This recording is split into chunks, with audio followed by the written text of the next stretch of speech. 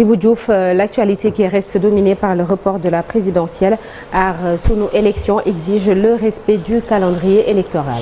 Exactement, donc Aar Sunu Élection qui annonce une plateforme et comme conséquence, on peut aller vers une paralysie de plusieurs secteurs d'activité, y compris le système éducatif. La plateforme Aar Sunu Élection, composée d'organisations de la société civile, de syndicats d'enseignants religieux, entre autres, exige le respect du calendrier électoral. Suivant ce compte-rendu de la rencontre signé Al-Hassan Ba, les images de Papa Sangonemay. C'est une pluralité d'actions qu'ils comptent mettre en place pour marquer leur opposition au report qu'ils jugent illégal de la présidentielle du 25 février 2024.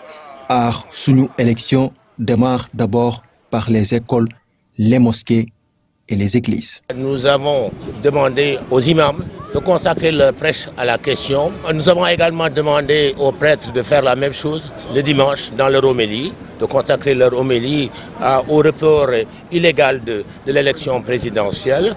Nous ne parlons pas de dialogue. Pour le moment, notre seule exigence, c'est qu'ils reviennent à la légalité constitutionnelle et que la date du 25 février soit respectée. Les syndicats d'enseignants du préscolaire au supérieur vont aussi dérouler un plan d'action. Il est prévu d'observer ce vendredi un débrayage à partir de 10h. À l'évidence, samedi, nous allons nous réunir pour évaluer donc tout cela et vous serez informés de ce plan d'action que nous entendons dérouler la semaine prochaine.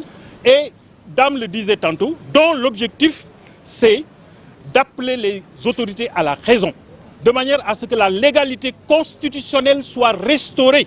Parce qu'il n'est pas admissible que dans une démocratie, qu'un président de la République, au terme de son mandat, puisse s'arroger le droit d'allonger, de prolonger comme ça gratuitement son mandat. Cela est inacceptable et avec l'ensemble des forces sociales, nous allons nous mobiliser pour faire en sorte que cela n'arrive pas. Aar Sunu Élection est composé d'organisations de la société civile, des ONG, des syndicats d'enseignants, des universitaires, des organisations de droits de l'homme, des religieux, entre autres. Une grande mobilisation est prévue pour le mardi prochain. Aar Sunu Élection compte aller vers la fédération de toutes les organisations pour que la riposte soit à la hauteur de l'affront. Et la plateforme annonce une marche mardi prochain et appelle à une mobilisation générale. 39 députés Ibou Diouf de Yewwi Askan Wi ont saisi hier le Conseil constitutionnel d'un recours en inconstitutionnalité contre la loi reportant la présidentielle. Exactement, des parlementaires donc de l'opposition qui ont soumis au greffe de la juridiction citée la saisine en inconstitutionnalité dirigée contre la loi 04-2024 portant dérogation aux dispositions de l'article 31 de la Constitution.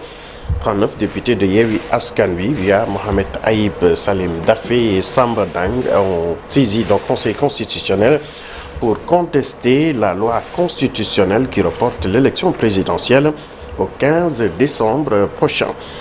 Report de l'élection présidentielle de février, la coalition Khalifa 2024 considère que le chef de l'État et les députés de Bénin et de Wallu ont sapé donc le calendrier républicain et l'appel collectif des 20 candidats à des actions communes avec le soutien du peuple pour contraindre le régime en place à reculer dans cette décision qui peut entacher l'image de la démocratie sénégalaise. Et parlant toujours du report, le candidat Boubacar Camara estime que les faits lui ont donné raison. Exactement, Boubacar Camara qui reconnaît avoir proposé un report consensuel de la présidentielle en octobre dernier, mais dit-il, personne ne l'a écouté. Aujourd'hui, il pense que les faits lui ont donné raison. Toutefois, il estime que le président Macky Sall n'a pas suivi sa proposition. Mais, je cite, n'a fait pire parce que le report a été décidé de manière unilatérale et en violation de la Constitution. On l'écoute au micro de Ibrahim Khan. Il a fait pire que ce que je craignais.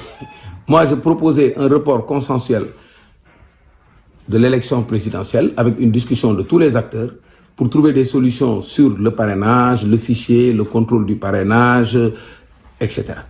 Et prendre les diligences qu'il faut pour apaiser la situation, sortir les prisonniers politiques, vider les dossiers judiciaires, ce qu'on a appelé le plan Diagal.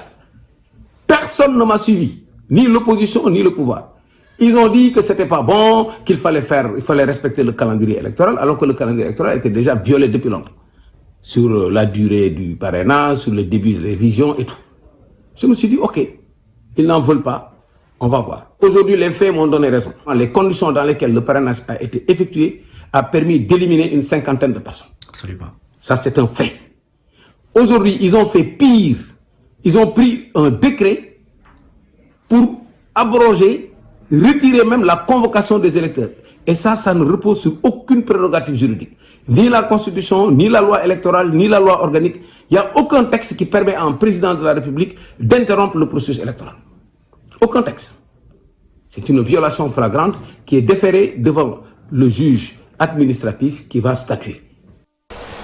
En conférence de presse hier, l'Alliance Sénégal Sama Yité salue le report de l'élection présidentielle. Les camarades de Serigne Mbacké Ndiaye, président de la dite alliance, appellent tous les acteurs politiques à répondre au dialogue initié par le chef de l'État et réclament le rétablissement de la licence du groupe Walfadjri.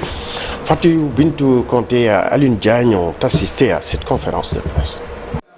Elle trouve légitime, voire même normal, que l'élection présidentielle soit reportée. L'Alliance Sénégal Sama Yité estime que toutes les conditions étaient réunies pour que cette élection n'ait pas lieu. Ça, c'est pour garantir des lendemains meilleurs pour notre pays.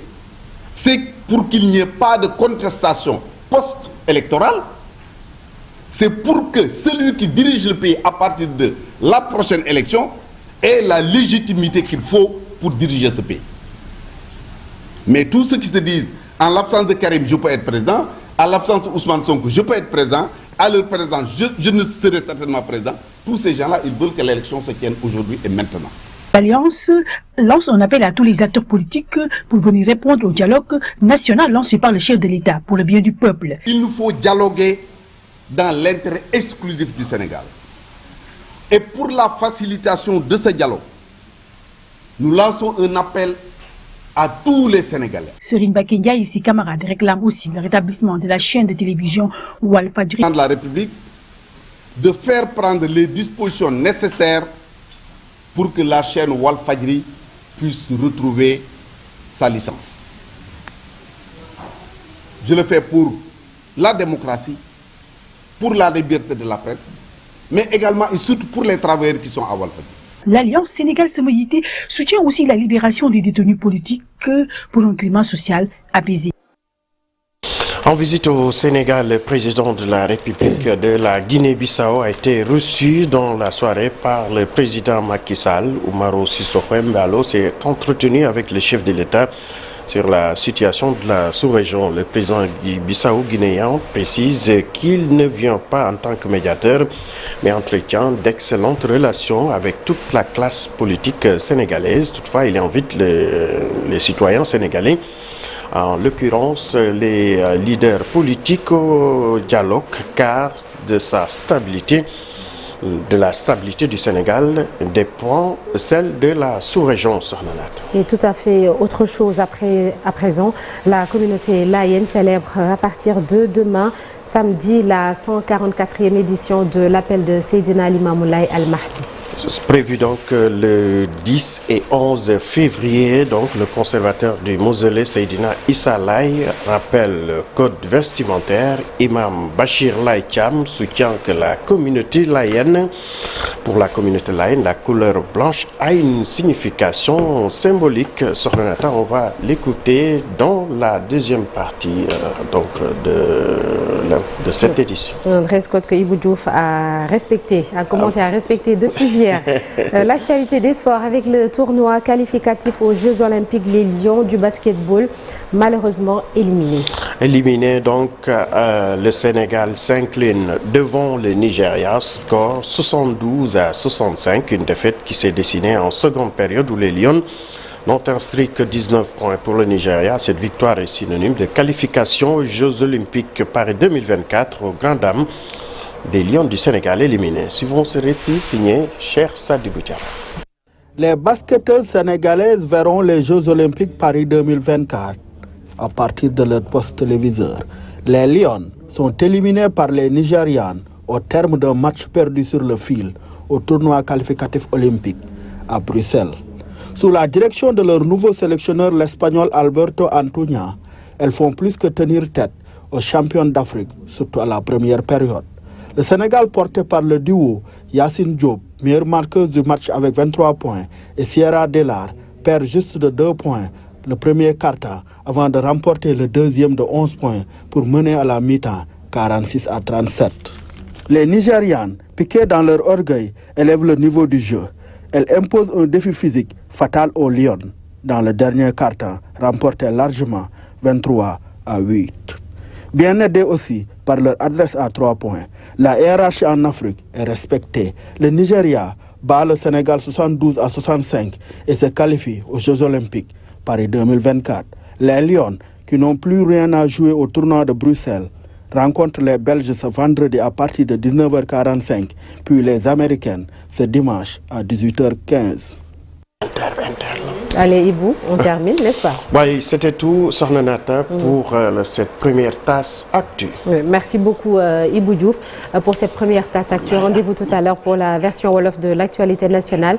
Et ce sera sous forme de brève. Nous évoquerons ce matin une catastrophe aérienne qui s'est produite dans le sud du pays.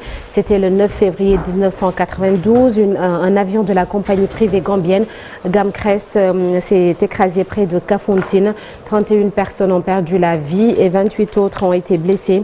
Retour sur cette tragédie Un jour au Sénégal, un jour dans le monde a retrouvé ce vendredi le Focus Culture. Il y a environ une semaine, nous quittait Cheikh Koulibaly du groupe Pape et Cheikh, l'une des chansons qui a contribué à la notoriété du groupe Yatal Guéoubi. Sermon, une sorte de sermon toujours d'actualité.